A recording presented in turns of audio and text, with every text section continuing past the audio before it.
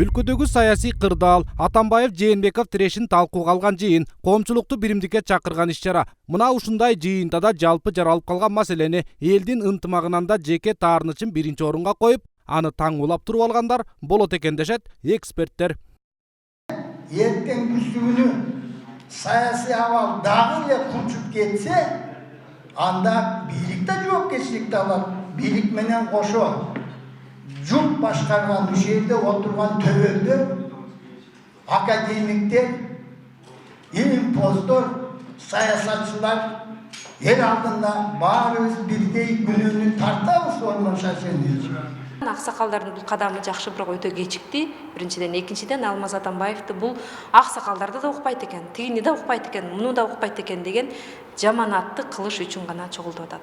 Бул туура эмес. Биринчиден, экинчиден кечикти.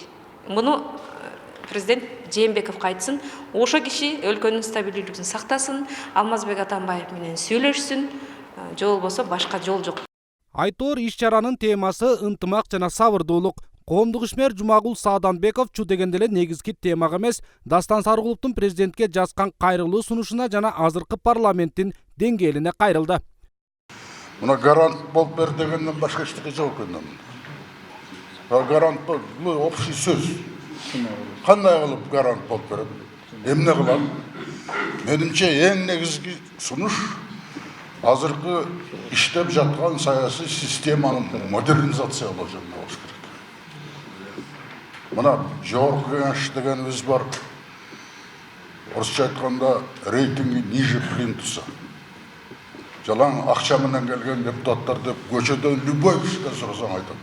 Биз ушундай жол менен дагы ар шайлоого барабызбы? Мына айта турган сөзүңөр ушунда.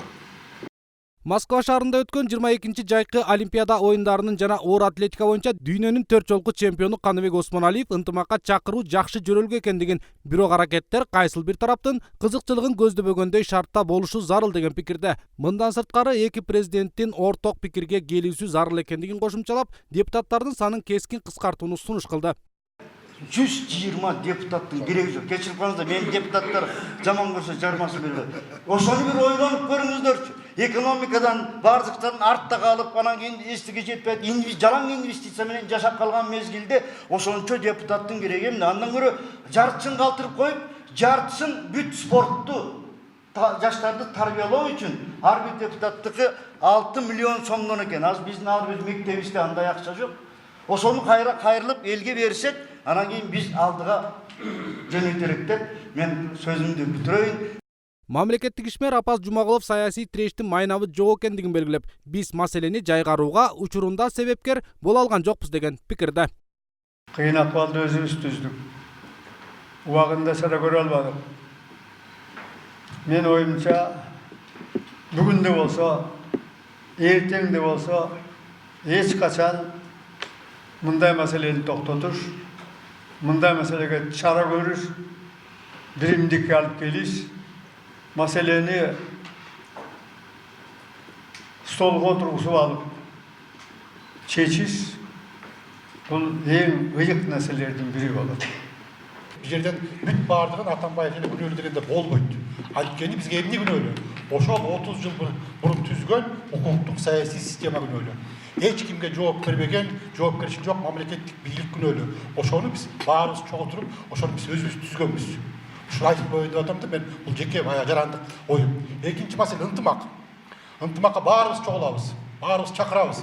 Кайсы жерде чогулуш болбосун, ынтымак дейт да, ынтымак кайдан пайда болот? Ынтымактын башы адилеттүүлүк. Адилеттүүлүк барбы? Жок. Кээ бир менин байкем айтат, азыр бүгүн тиги президентти колдоп коелу депчи. Мен деле колдойм президентти. Адилеттүү болсун, бийлик адилеттүү болсо ынтымак болот. Кандай учур болбосун коом Чыңгыз Айтматов сыяктуу калк кадырлаган калыс аксакалдарга муктаж. Алмазбек Атамбаев жана саясий кеңеште да айтып атты, мурунку мүчөлөр менен чогулганда да айтып атты. Жогорку кеңештин депутаттары аркылуу Сооронбай Жээнбеков менен сүйлөшүүгө барайын, мени кабыл алсын деп бир эмес, 2 жолу айтты да. Алмазбек Атамбаев өзү биринчи жолу кадам таштаган да, ага жооп берген жок да. Жээнбеков деген тоготпой койду да. Алтынбек Бектуров, Алымбек Бектурганов, 7 канал, Бишкек.